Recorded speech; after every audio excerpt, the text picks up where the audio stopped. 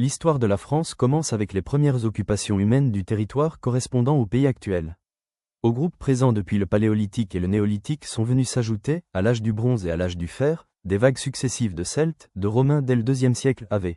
JC, puis au IVe siècle de peuples germains, francs, wisigoths, alamans, burgondes, et au IXe siècle de Scandinaves appelés normands.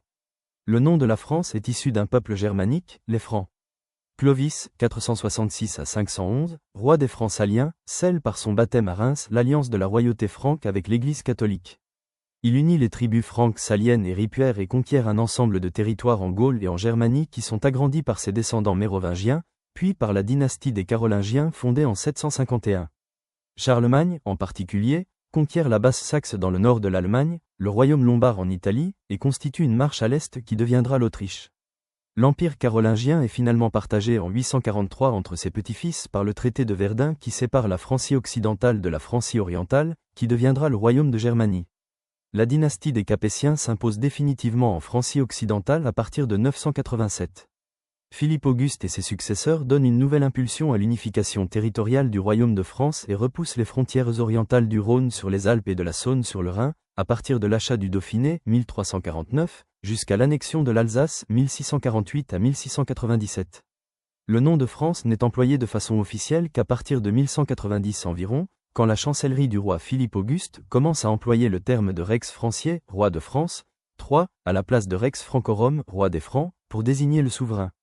Le mot était déjà couramment employé pour désigner un territoire plus ou moins bien défini, comme on le voit à la lecture de la chanson de Roland, écrite un siècle plus tôt. Dès juin 1205, le territoire est désigné dans les chartes sous le nom de Regnum Franciae, c'est-à-dire Royaume de France en latin 4, 5. On ne peut ainsi parler d'histoire de France, au sens propre, qu'à partir du XIIe siècle, 6. Les Romains étaient les premiers à unifier l'administration de la Gaule en langue latine, laquelle est devenue celle de l'Église. Le concile de Tours, réuni en 813 à l'initiative de Charlemagne, impose désormais de prononcer les homélies dans les langues vulgaires au lieu du latin. Paris, appelé à devenir la capitale par l'avènement en 987 de la dynastie capétienne, devient un centre universitaire renommé. La culture française connaît un élan nouveau au contact de la Renaissance italienne lors des guerres d'Italie. Elle s'enrichit des débats sur la réforme religieuse et n'est pas par la suite étouffée comme en Italie par une contre-réforme trop rigoureuse. Elle éclot pleinement à compter du XVIIe siècle, développant un classicisme imprégné de cartésianisme. C'est à cette époque que le français prend sa forme moderne sous l'égide de l'Académie française. Le XVIIIe siècle est le siècle de la philosophie des Lumières, marqué par la promotion de la raison par les philosophes français dans les cours et capitales européennes et qui s'achève par la Révolution française. L'adoption d'un cadre administratif uniforme, département, le développement rapide du chemin de fer et l'instauration par Jules Ferry de l'instruction obligatoire et de l'école gratuite homogénéisent l'espace national, qui connaît dans la seconde moitié du XIXe siècle la révolution industrielle. La recherche et l'industrie française s'illustrent particulièrement dans les transports, automobiles et aéronautiques, dans la chimie et la santé, ainsi que dans l'armement. La croissance économique se traduit par l'urbanisation de la population, le développement du salariat et l'amélioration du niveau de vie. Le mouvement syndical se structure, les assurances sociales apparaissent et se généralisent après la Seconde Guerre mondiale. La longue crise des années 1930, l'occupation allemande et la reconstruction suscitent la définition d'une politique économique, commissariat général du plan, qui accompagne la formation de grands groupes de taille européenne voire mondiale. L'économie contemporaine est caractérisée par la tertiarisation des activités et la concurrence vigoureuse des pays émergents. L'organisation de l'État s'est faite par étapes. Instauration de l'armée et de l'impôt permanent à l'issue de la guerre de Cent Ans, mise en place des intendants dans les provinces par le cardinal de Richelieu, unification du droit, code civil, et du système judiciaire à la Révolution. Le 20 juin 1789 se constitue, par le serment du jeu de paume, la première unité politique se réclamant du peuple français. C'est l'acte de naissance de l'État actuel. Une précoce tradition étatique explique le développement d'une administration dotée de puissantes prérogatives et animée par des corps d'officiers puis de fonctionnaires jaloux de leur statut, à l'encontre de laquelle se développe volontiers un esprit frondeur. 7.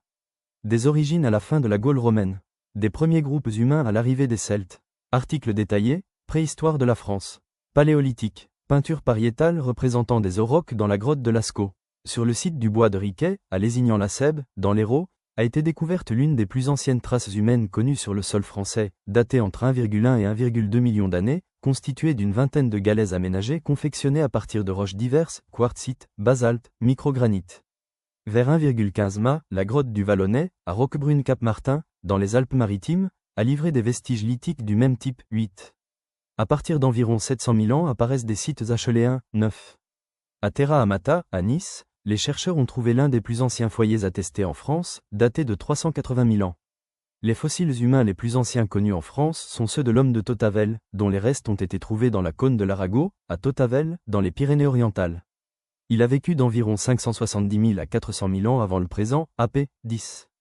À partir de 350 000 ans AP, l'homme de Néandertal est présent sur le territoire de la France. Il taille le silex selon la méthode Levallois. Son industrie s'appelle le moustérien. Sur les sites des Aisies et du Moustier, en Dordogne, de nombreux outils ont été trouvés. Racloirs, bifaces, pics, ciseaux. Il chasse le bison, l'auroch, le cheval et le renne. Vers 50 000 ans AP, il laisse les plus anciennes traces de sépultures connues en France. Crâne de l'un des individus, Cro-Magnon 1, découvert dans l'abri de Cro-Magnon. La dame de Brassempuis. À partir de 42 000 ans AP, Homo sapiens arrive en France et occupe les territoires de l'homme de Néandertal, qui disparaît progressivement, c'est l'époque de l'Aurignacien. C'est durant le Gravettienne qu'apparaissent les Vénus paléolithiques que l'on croit être l'œuvre d'une deuxième vague d'hommes modernes, venus de l'Est. 11. Les hommes de Cro-Magnon sont de remarquables artisans. Ils ont laissé des pointes de saguet en os longues et finement travaillées, des spatules, des poinçons, des lissoirs décorés. Les sites attestant de leur activité sont très nombreux. Baillac, Pincevent, la grotte de Lascaux, célèbre pour ses 150 peintures et 1500 gravures, celles de Cosquet, de Gargas et de Chauvet. Le site de la Madeleine en Dordogne, habité vers le 16e millénaire avant Jésus-Christ par des chasseurs de rennes et des pêcheurs, a livré des harpons à pointe mobile et a donné son nom à la culture de cette période, le magdalénien, qui succède au solutréen.